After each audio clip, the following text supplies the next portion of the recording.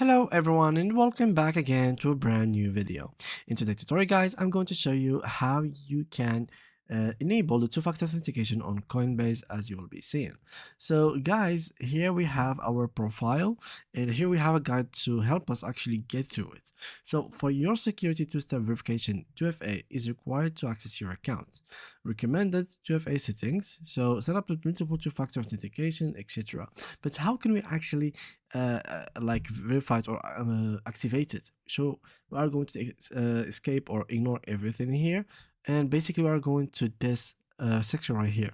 So to set up, the setup varies by method. So once a two-factor authentication method is set up, you can toggle method on or off anytime you want. So we need first to go to the two-factor authentication settings.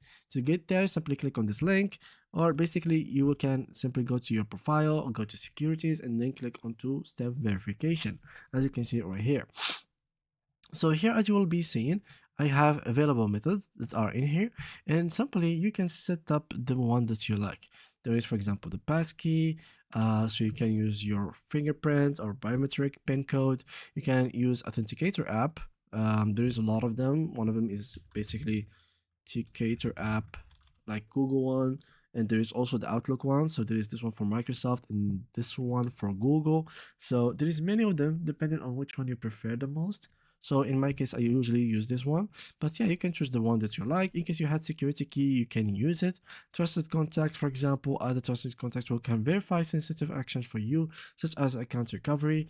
And finally, security prompt, so push notification, like when you try to log in through your Gmail account, you will receive like a code inside of YouTube on your mobile phone. Well, this is literally the same thing. So just simply choose the one that you are looking for and turn it on, and there you go. You have your two-factor authentication verified and set it down. And yeah, thank you guys for watching, and see you guys in the next upcoming video.